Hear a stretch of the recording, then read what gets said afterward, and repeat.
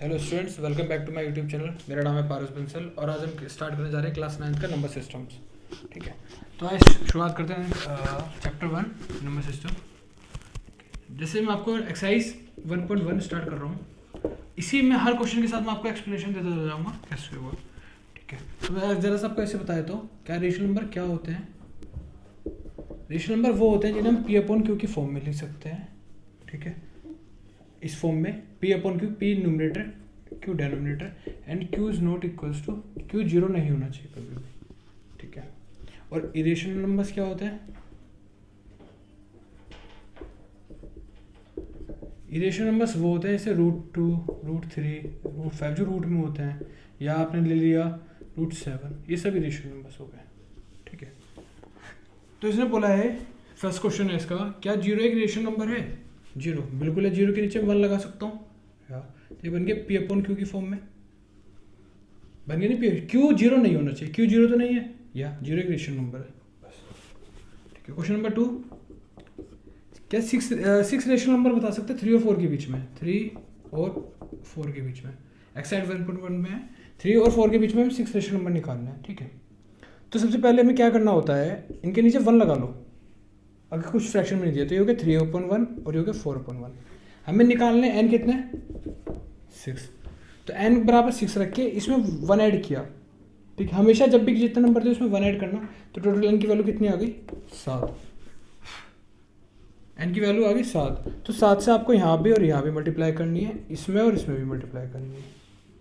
ठीक है, तो ये बन गया आपका 9/7 और ये आपका बन गया 28/7।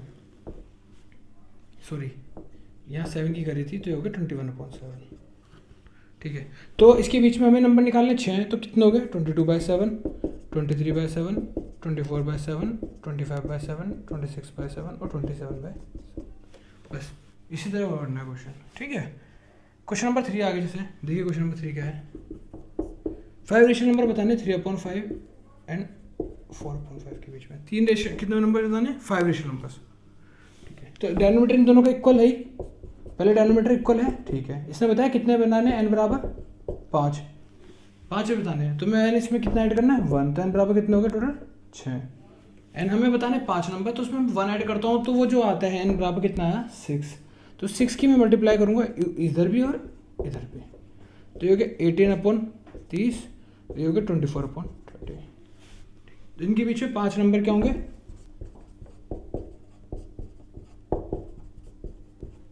22/30, 23/30। ये आपका आंसर है। ठीक है, क्वेश्चन नंबर 4 है ट्रू फॉल्स। क्वेश्चन नंबर 4 देख लो आप। पहला, every natural number is a whole number. हर नेचुरल नंबर एक होल नंबर होता है, बिल्कुल ट्रू है आपका। क्यों? नेचुरल नंबर जो होते हैं वो होते हैं 1 2 3 4 5 एंड होल नंबर होते हैं जो 0 से स्टार्ट होते हैं।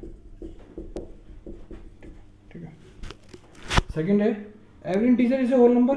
फॉल्स है, हर इंटीजर एक होल नंबर नहीं होता, क्योंकि होल नंबर्स जो होते हैं वो इंक्लूड करते हैं पॉजिटिव नंबर्स और इंटीजर्स में नेगेटिव भी आते हैं।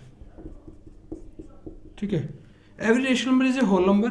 फॉल्स है ये भी, क्योंकि हर रेशनल नंबर आपका होल नंबर नहीं होता। रेशनल नंबर होता है P/Q की फॉर्म में और होल नंबर्स होता है आपके डायरेक्ट फॉर्म में 0 1 2 3 4 5।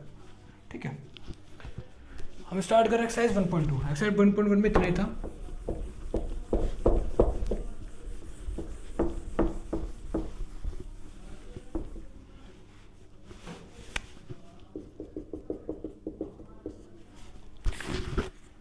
एक्सरसाइज 1.2 में फर्स्ट क्वेश्चन तो ये है ट्रू फॉल्स। ठीक है, ट्रू फॉल्स देख लो। पहला क्वेश्चन है आपका ट्रू फॉल्स का, every rational number is a real number. True है। ठीक है, क्वेश्चन इसका सेकंड पार्ट देख लो आप, क्या है कि every point on the number line in the form of root m where m is a natural number. ये फॉल्स है।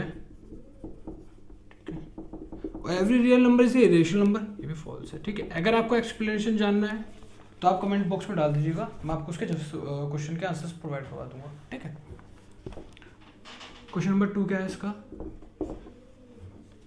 आर द और square roots of all positive integer irrational. जितने भी स्क्वायर रूट होते हैं सब इरेशनल होते हैं। बोला √2 इरेशनल है, ठीक है, √3 इरेशनल होता है, मान लिया। क्या √4 भी इरेशनल होता है? क्यों √4 को अगर हम सोल्व करें, रूट से बाहर ले तो क्या बन जाएगा 2। तो ये रेशनल नहीं होता। √5 होता है, √6 होता है, √7 होता है, √8 होता है। क्या √9 होता है? नहीं होता, क्योंकि √9 का होता है 3। तो हर स्क्वायर रूट जो होता है वो रेशनल नहीं होता, तो ये रेशनल होता है। ठीक है, तो इसका आंसर है कि और the square roots of positive number integers are irrational, no.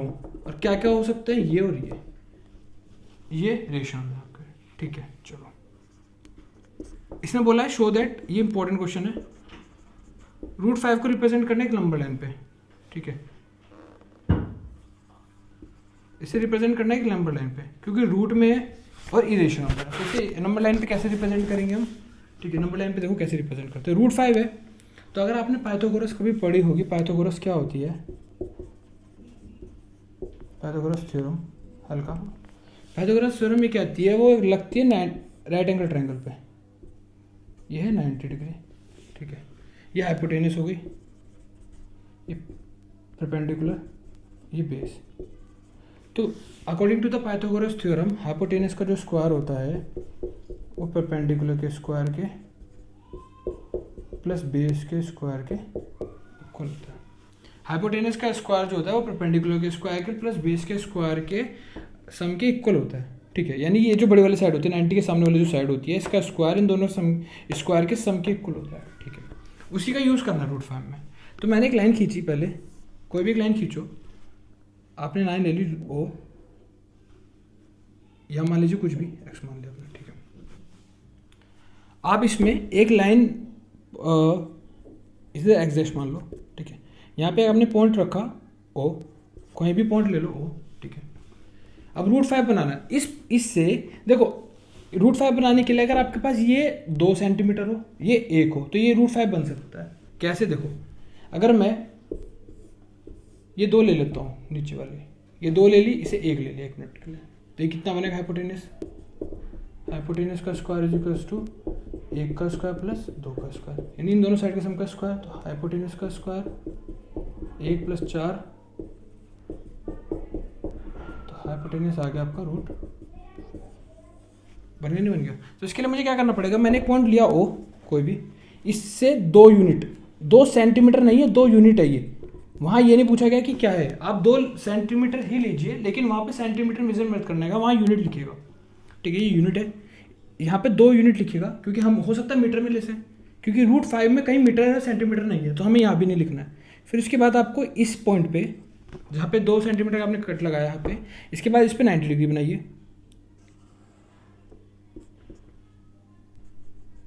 बन गया 90 डिग्री।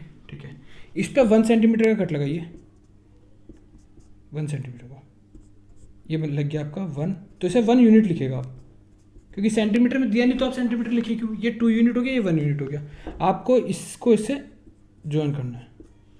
ये बन गया, ये बन गया आपका √5, क्योंकि पाइथागोरस में अभी लगा चुका हूँ, 90 डिग्री था, तो ये हो गया 2, ये हो गया 1, यहाँ लिखा मैंने 1 का स्क्वायर प्लस 2 का स्क्वायर। इसके साथ साथ आपको ये भी लिखना जरूरी है, ये जरूरी है लिखना आपको, यही है इसके मार्क्स जो मिलेंगे, ये जरूरी है लिखना। पहले आप पाइथागोरस थ्योरम बताएंगे, फिर आप ये लिखेंगे इस क्वेश्चन में। ठीक है, तो ये जो √5 है, अभी तो √5 बना है, लेकिन मुझे दिखाना है कि इस पर नंबर लाइन, पर नंबर लाइन है हमारी ये एक्स और एक्स डैश, ये है हमारी नंबर लाइन। ये क्या है हमारी नंबर लाइन। तो अगर ये नंबर लाइन है आपकी एक्स डैश जो है आपकी, तो इसको नीचे लाने के लिए क्या करना है? आपको यहाँ पे कंपास रखना है, कंपास की यहाँ रखनी है पेंसिल, इतनी डिस्टेंस नाप के √5 तक की, ये √5 है, और इसको नीचे डाल देना ऐसे, कैसे? ऐसे नापा, और जैसे ये आया ऐसे नीचे डाल देना, ऐसे। ठीक है, तो ये जहाँ पे गिरेगा वो आपको √5 होगा। फिर बता रहा हूँ, यहाँ पे कंपास रखना है, पेंसिल रखना और नीचे गिरा देना ऐसे, यहाँ कंपास, यहाँ पेंसिल, और ऐसे जब ये नीचे गिरेगा तो जहाँ पे गिरेगी वो आपकी √5 हो। ये आपका फाइनल आंसर होगा। ठीक है, अब 1.3 स्टार्ट करते हैं।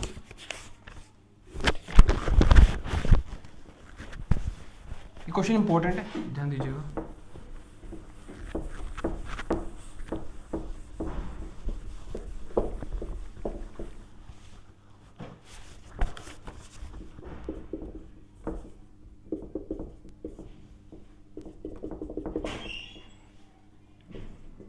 Question number 1, write the following in decimal form and say what kind of decimal expansion each has. ठीक है, जैसे इसका फर्स्ट पार्ट है, इसने बोला 36/100। अब दो तरह के डेसिमल होते हैं एक्सपेंशन। एक्सपेंशन क्या होते हैं, जैसे एक तो होता है टर्मिनेटिंग टर्म, आपको थोड़ा बता देता हूँ। टर्मिनेटिंग, एक होता है नॉन टर्मिनेटिंग। टर्मिनेटिंग का मतलब क्या होता है कि टर्मिनेट हो जाना, मतलब रुक जाना, एक तरह से रुक जाना। मतलब टर्म जैसे लिखा मैंने 0.12345 रुक गई आपकी, ये तो हो गया टर्मिनेटिंग टर्म कि रुक गई आपकी। ठीक है, नॉन टर्मिनेटिंग का मतलब नहीं रुकना, मतलब अब इसमें भी दो तरीके की होती है। ठीक है, नॉन टर्मिनेटिंग में तो नॉन टर्मिनेटिंग, रिपीटिंग, ये नॉन टर्मिनेटिंग, नॉन रिपीटिंग। ठीक है, अब नॉन टर्मिनेट का मतलब नहीं रुकना। देखो इससे क्या आता है, नॉन टर्मिनेट का मतलब नहीं रुक रही है, मतलब डिजिट चलती ही जा रही है। ठीक है, रिपीटिंग का मतलब वो रिपीट हो रही है, मतलब 1414141414 ये आपकी चलती जा रही है, चलती भी जा रही है और रिपीट भी हो रही है। मतलब 129 129 129 129, ये हो गया इसका एग्जाम्पल। ये इसके एग्जाम्पल थे इसके। नॉन रिपीटिंग का मतलब इसके एग्जाम्पल हो गए नॉन टर्मिनेटिंग, नॉन रिपीटिंग। मतलब नॉन टर्मिनेटिंग का मतलब रुक तो रही नहीं है, रिपीट भी नहीं हो रही है। मतलब जैसे आपने लिखा 0.1 10 100 1000 10,000 या 1.23 4 2345 23456 ऐसे बढ़ती जाती है। ये आपका नॉन टर्मिनेटिंग नॉन रिपीटिंग होगा। ठीक है, तो जैसे इसने बोला 36/100 डायरेक्ट है। अगर नीचे वाला जो डेनोमीटर है आपका वो डायरेक्ट 100 1000 या टेंस की फॉर्म में आ जाए किसी भी तरह से, तो आप डायरेक्ट उसे टर्मिनेटिंग कह सकते हैं। ठीक है, जैसे ठीक है, तो 36/100 का क्या लिख सकता हूँ 0.36, ये टर्मिनेटिंग है। ठीक है, सेकंड 1/11 नॉन टर्मिनेटिंग है, सीधी बात है, नीचे वाला है ही नहीं। थर्ड 4 1/8, देखो 8 4 जो 32 और 32 प्लस 1 33/8। मैं इस 8 को 1000 बना सकता, 100 1000 बना सकता हूँ बिल्कुल। अगर मैं 125 से ऊपर नीचे मल्टीप्लाई कर लूँ तो 1000 बन जाएगा। तो नीचे तो क्या बन गया 1000, ऊपर 125 की 33 से मल्टीप्लाई कर लो। 125 की आप 33 से मल्टीप्लाई करो, बन जाएगा 4125। बन गया, यानी 41 क्या बन गया, ये टर्मिनेट हो गया, नंबर रुक गया आपका नंबर। 1/11 रुकेगा ही नहीं कभी, आप इसे निकाल के चेक कर लो, रुकने का ही नहीं कभी ये नंबर। जैसे इसका फोर्थ पार्ट हो गया 3/13, ये भी नॉन टर्मिनेट हो गया fourth part. Fifth part 2/11, again non terminate. और सिक्स पार्ट 329/400 400 है। अगर मैं 400 में 25 से मल्टीप्लाई कर दूं ऊपर नीचे तो ये बन जाएगा 25 4 100 और 10,000। ऊपर मल्टीप्लाई करके जो भी आया, मतलब इस फॉर्म में आगे नहीं आ गया 10,000 की फॉर्म में, यानी फिर क्या बन गया आपका टर्मिनेट। जैसे 1000 की फॉर्म में बनता है, 100,000 या 10,000 की फॉर्म में, टेंस की फॉर्म में, तो ये टर्मिनेट हो जाता है। ठीक है, अब क्वेश्चन नंबर आपका इसमें 2 स्टार्ट करता हूँ।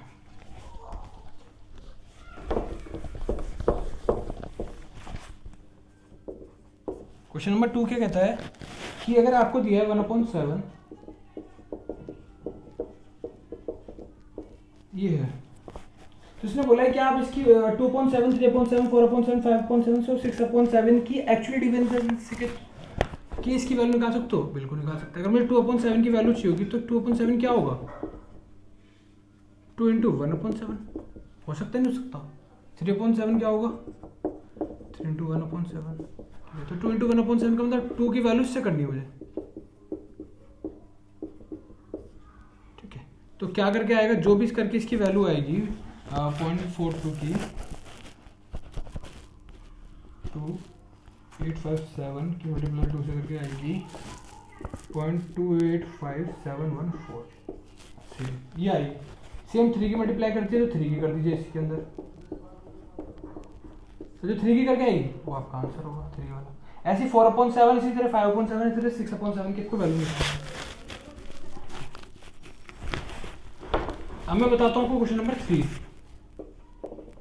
मोस्ट इंपॉर्टेंट क्वेश्चन है, इस क्वेश्चन को समझिएगा। ठीक है, अब तक हमने पढ़ा टर्मिनेटिंग टर्म क्या होती है, ये होती है और ये होती है। अगर टर्मिनेटिंग टर्म्स जो होती है, नॉन टर्मिनेटिंग टर्म्स ये होती है, टर्मिनेटिंग होती है, नॉन टर्मिनेटिंग रिपीटिंग ये होती है। क्या इसको, इस वाले टर्म्स को हम, जैसे एक क्वेश्चन है आपका पहले ही 0.6 बार, कैसे हम P/Q की फॉर्म में लिख सकते हैं? देखो इसे P/Q की फॉर्म में लिख सकते हैं, चेक करते हैं। तो इसे मैंने ये माना, यानी इसका मतलब क्या हो गया, 6 बार बार आ रहा है। ठीक है, इसे इक्वेशन नंबर 1 मान लिया, एक मिनट के लिए। ठीक है, अब क्या करना है कि आपको इसमें 10 की मल्टीप्लाई करनी है, 10x इसमें। तो जैसे 10 की मल्टीप्लाई करूंगा तो उसकी पहली डिजिट बाहर आ जाती है, लेफ्ट साइड आ जाएगी।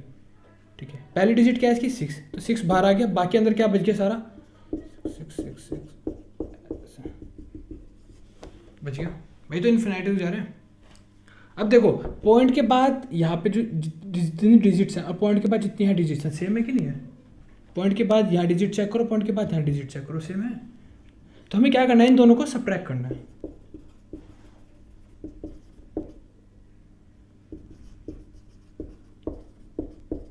इसमें से सब्ट्रैक्ट करना है, तो 10x में से x करा, और इसमें से जब इसे सब्ट्रैक्ट करेंगे तो पॉइंट वाली तो साइड डिजिट कैंसिल हो जाएंगी, क्योंकि पॉइंट वाली सेम है, इधर वाली भी इधर वाली भी, तो सब जीरो हो जाएंगी। क्या बचेगा 6 - 0 यानी 6x, तो ये क्या बच गया 9x = 6, तो x की वैल्यू कितनी आ गई 6/9 यानी 3 से काटो तो x की वैल्यू आ गई 2/3, ये आपका। ठीक है, इसका एक पार्ट और है, जैसे इसका सेकंड पार्ट बताता हूँ।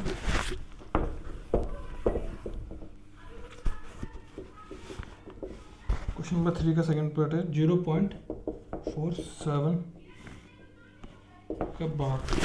ठीक है, ठीक है, तो मैंने बोला अब इसको क्या मानेंगे x, ये हो गया 47777 हो गया।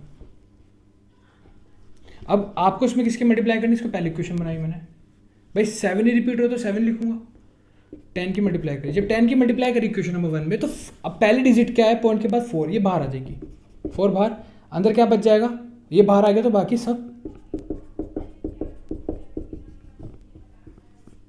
ठीक है। अच्छा अभी ये बात देखिए, क्या पॉइंट के बाद यहाँ है 47 और यहाँ है 77, क्या सेम है? नहीं है। तो हम क्या करेंगे, इस वाले में 100 की मल्टीप्लाई करिए, चाहे इसमें 10 की कर लीजिए, फर्क नहीं पड़ता। ठीक है, चाहे इसमें आप 100 की करेंगे तो मल्टीप्लाई क्या हो जाएगा, पहले वाली इक्वेशन में जब इसकी 100 की करी तो 2 डिजिट बाहर आ जाएंगी। ठीक है, तो तब 2 डिजिट बाहर आएंगे तो इधर क्या आएगा 47 बाहर आ जाएगा, तो अंदर क्या बच जाएगा, जब ये बाहर आ गया तो खाली ये बचेगा 777। ठीक है, अब आप ये देखिए कि पॉइंट के बाद कौन सी सेम है। पॉइंट के बाद एक तो मेरी ये वाली सेम है, ये और ये वाली, हम जो भी पॉइंट के बाद सेम होती है हम उसी को दो इक्वेशंस को लेके चलते हैं। ये पॉइंट के बाद ये सेम है, ये सेम है, क्योंकि पॉइंट के बाद यहाँ भी 7777 है और यहाँ भी 7777 है कि नहीं? तो मैं इक्वेशन नंबर 3 में से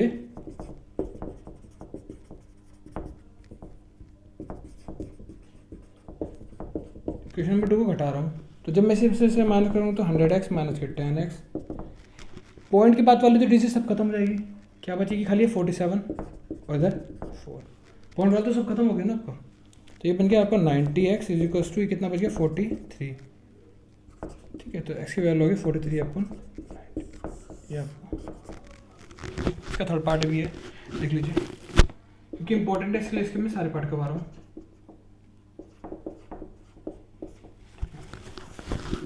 चलो इसको देख लेते हैं कैसे होता है। x की वैल्यू दी है तो मैंने पहले से लिख लीजिए 001 001 001 जा रहा है पहली इक्वेशन। अब मैं इसमें किसी में मल्टीप्लाई करूँगा, पहले 10 की मल्टीप्लाई करते ही ये वाली 0 बाहर आ जाएगी, अंदर क्या बचे खाली पहली वाली डिजिट बाहर, बाकी ये वाली डिजिट बच जाएगी खाली इतनी, यानी 0 1 0 0 1 0 0 1। अब चेक करिए पॉइंट के बाद सेम होनी चाहिए, तब तक करते रहते हैं जब तक कोई भी पहली वाली डिजिट जैसे पॉइंट ना बन जाए या सेम ना आ जाए। ठीक है, अब मैं इसकी 100 की कर रहा हूँ, क्योंकि पॉइंट के बाद तो यहाँ 0 0 1 है या 0 1 है, सेम तो नहीं है। 100 की करी मैंने तो 2 0 बाहर आएंगे, ये तो बच के आ जाएगा ये, तो जब 2 0 बाहर आ गई तो बच जाएगा आपका 1 0 0 1 0 0 1। अब भी कोई सेम नहीं तीनों में से, यहाँ 0 0 1 है या 0 1 है या 1 0 0 है। फिर मैंने 1000 की करी मल्टीप्लाई पहली वाली में, तो अब कितनी डिजिट बाहर आएंगी, 3। 1000 में 3 0 तो 3 डिजिट बाहर, यानी 0 0 1 बाहर, क्या बचेगा अंदर 0 0 1 0 0 1। अब देखो पॉइंट में कौन सी दो डिजिट सेम है। ठीक है,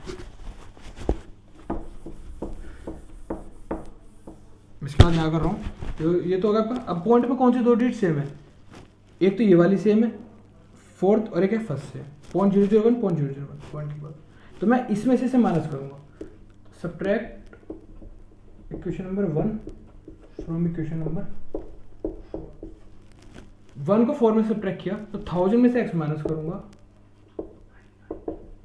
यहाँ पर जाएगा 0.001 खाली। ठीक है, 0 0 1 यानी वाली 1, तो ये बन गया आपका 999x is equal to 1, x की वैल्यू होगी 1/999, यानी p अपॉन q की फॉर्म में हमने इसे लिख दिया। ये आपका फाइनल आंसर। ठीक है, क्वेश्चन नंबर 4 सेम है, 0.99 को p अपॉन q की फॉर्म में लिखना है आपको, जैसे बताया वैसे ही लिखना है, डिट्टो हो जाएगा बिल्कुल क्वेश्चन नंबर 4। क्वेश्चन नंबर 5 है, what is the maximum number of digits can be repeating. Question number 5 जो है आपका, मैं करवा नहीं रहा हूँ, बस आपको बता रहा हूँ आपको करना क्या है, करना आपको खुद ही है। जैसे 1/17 दिया है, 1/17 को डिवाइड करो, जो डिजिट आएगी बस उसको देखना है कितनी डिजिट बार रिपीट हो रहा है नंबर। ठीक है, बस 1/17 को देख लेना कितने बार डिजिट रिपीट हो रहा है, उस पर बार लगा दीजिए बस, डिवाइड करके देखिए। क्वेश्चन नंबर 6 क्या है, ऐसे look at the several examples of rational number in the form of p upon q. p and q are the integers with no common factor 1 having determined decimal। अच्छा, कि q क्या होना चाहिए, p upon q की form में terminating के लिए q के फैक्टर्स क्या होने चाहिए। ठीक है, तो जो q के फैक्टर है वो 2 और 5 और 2 एंड 5, मतलब या तो 2 हो या 5 हो या 2 और 5 दोनों हो, क्योंकि फैक्टर्स इस फॉर्म में होने चाहिए आपके, तभी वो टर्मिनेटिंग टर्म होगी। ठीक है, वो तभी टर्मिनेटिंग तभी जब क्योंकि जो फैक्टर्स होंगे, जब आप एलसीएम निकालेंगे तो 2 आए सारी डिजिट्स, या 5 आए या 2 एंड 5 आने चाहिए, और कुछ नहीं होना चाहिए। ठीक है, क्वेश्चन नंबर 7 देखिए, write three numbers whose decimal expansion are non terminating non repeating. Non terminating non repeating अभी बताया था मैंने, क्या हो सकते हैं, 0.100 1000 10,000। पहला 0.28 285 2855 28555। तीसरा 120 1200 12000। ये आपके हो गए नॉन टर्मिनेटिंग नॉन रिपीटिंग, मतलब नॉन टर्मिनेट हो रहे मतलब रुके, नॉन टर्मिनेट का मतलब रुक नहीं रहे हैं और रिपीट भी नहीं हो रहे। Question number 8, find 3 different irrational numbers between 5/7 and 9/11। 5/7 and 9/11 p upon q की फॉर्म में है, और इनके बीच में हमें इरेशनल नंबर निकालना है। तो 5/7 को जब आप डिवाइड करोगे, तो मैं डिवाइड कर लेता हूँ कितना आता है, ये आएगा आपका, डिवाइड कर लेना। ठीक है, और 9/11 को डिवाइड करते हैं तो आएगा आपका, ठीक है, ये आएगा। तो इन दोनों के बीच में इरेशनल नंबर निकाल लेते हैं। इरेशनल नंबर क्या होंगे इन दोनों के बीच में, भाई आप यहाँ पे पॉइंट लगा लीजिए, तो इसके बीच में इरेशनल नंबर क्या होंगे, पॉइंट लिख लीजिए 720 7200 72000, क्योंकि 71 से 81 के बीच में तो 72 भी आ सकता है, या आप ये नंबर हो गया। दूसरा आप ले सकते हैं 0.80 800 800 850, ये भी इसका आंसर हो सकता है। ठीक है, क्वेश्चन नंबर 9 देखिए।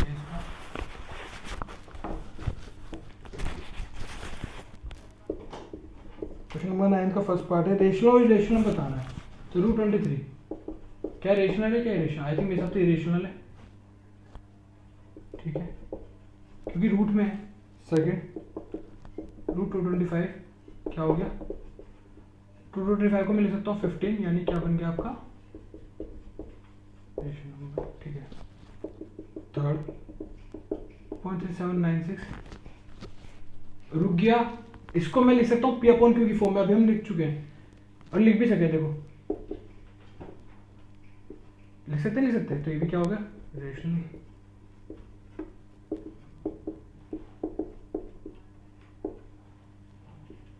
को अभी ये रिपीट हो रहा है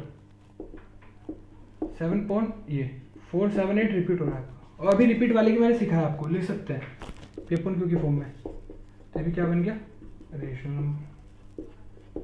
फिफ्थ पार्ट, इसको हम इसको नहीं ले सकते कभी भी, ये नॉन टर्मिनेटिंग नॉन रिपीटिंग है, इसलिए क्या हो गया इरेशनल।